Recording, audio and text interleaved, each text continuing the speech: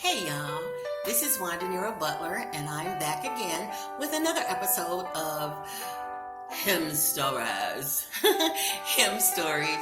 And I know I haven't been doing this for a couple of weeks now, but in the beginning I promised that I would do it in my downtime and I just haven't had much of it. So I have a moment. I'm here in St. Pete and getting ready to go back home, and so I have a few minutes. So let's get to it. The song I'm going to do today is "Guide Me, O Thou Great Jehovah," and you can hear an instrumental version of it in the background. It's a piano version by the O'Neill Brothers Group. And it's a beautiful rendition. We've been hearing this song all weekend. We've been hearing it in the royal wedding. They sang it at the royal wedding. And they also sang it at Kate and William's wedding. And both of them had that song in their wedding to honor their mother, Princess Diana. And this song was sung. They sang this song at her memorial service. So both of them had this song done at their weddings to honor their mom, and like she was there. And it's a beautiful song. It's a very, very old song. I sang this song. Wait a minute. I didn't mean to say I was very old, but I sang this song growing up in church. Of course, there are several renditions of this song. There are a lot of renditions of this song because it's been around so long. It was written by, let me see if I can get this. I'm gonna have to fire my camera girl, honey, because she just, she don't be getting it right all the time. But it was, there we go. It was written by William Williams. This is another one of those songs that's been stepped on quite a few times by different writers and composers. It was written originally by William Williams and translated from Welsh into English by Peter Williams, who was just coincidence. They were not related at all. It was written in It was written in the 1700s. It was written in the 1700s. And from what I can understand, it's kind of a complicated story because the tune was written by C.W.M. Rhonda. So the tune to Guide Me, O Thou Great Jehovah, was composed by a totally different person. And, they put them together. They put it together and came up with Guide Me, O Thou Great Jehovah. Now, there is a difference between the Welsh, the original Welsh Methodist version of the song and then the Lutheran version and Christian versions are different. In the hymnal, in the United Methodist hymnal, it is Guide Me, O Thou Great Jehovah. Yes, and then in the Lutheran, it is Guide Me, O Thou Great Redeemer. So, just varies. There are like 6 stanzas to the song. 2 were added later on. But again, it has been sang forever. William Williams, he was they called him a traveling minister, went from country to country, and then he decided or realized that the Methodist Church did not have a lot of hymns in their movement. So he did some stuff and some things and ran some contests, and some writers came and, came up with the lyrics to this song. And there's just a lot of things that went on to bring this song about. And you can go to Google and look it up. It's a lot, so I don't really want to, read all of this. It would take up all of the time. But it is an interesting story as to why how the song came about. And part of it was because he was a traveling evangelist, as we say, he was a traveling evangelist. Just some of his journey, the things that happened and how God had to redeem him or bring him. Did I just belch?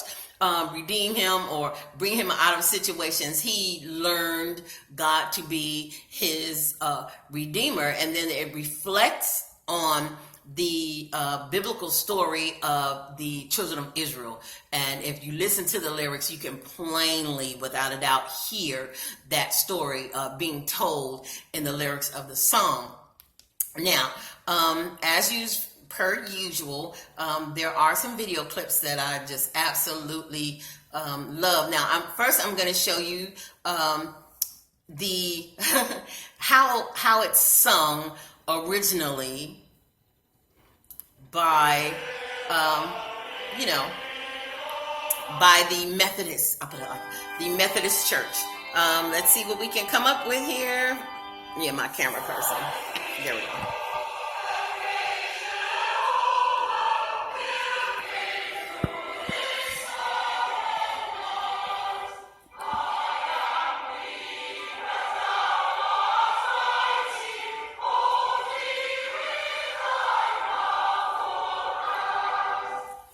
Yes. So that is the first verse of the song, sung in the traditional manner in which it was written. Now, there is a version here that is really cute. It's Whitney Houston, and she's singing a little bit of it. She was being interviewed on the Arsenio Hall show. And I remember here we go. the first song I sang in church was a song called Guide Me, Oh, Thou Great Jehovah. Yeah. Feed me till I want no more. Yeah. Okay, it's really cute. Just a little snippet, but she killed it, right? Right.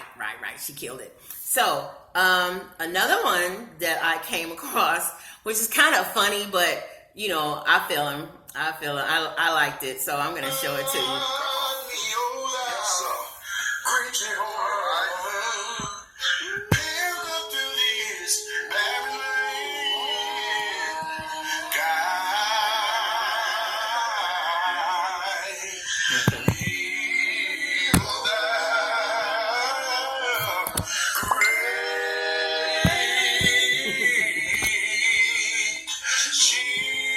Here we go.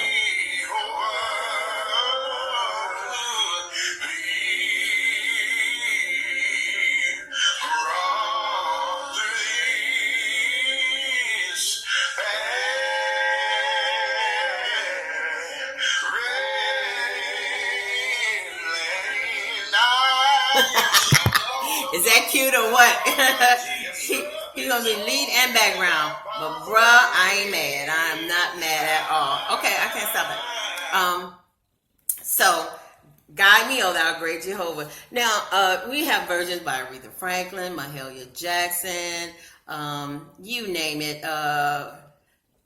But this is what we do. This is what we do to a plain, simple hymn written to a nice melody.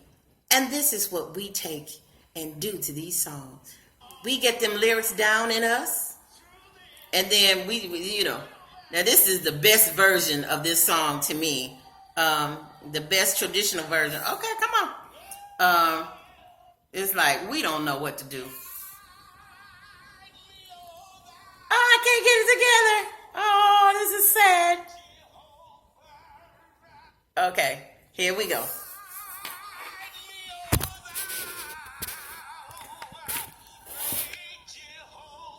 Tear every Baptist church up.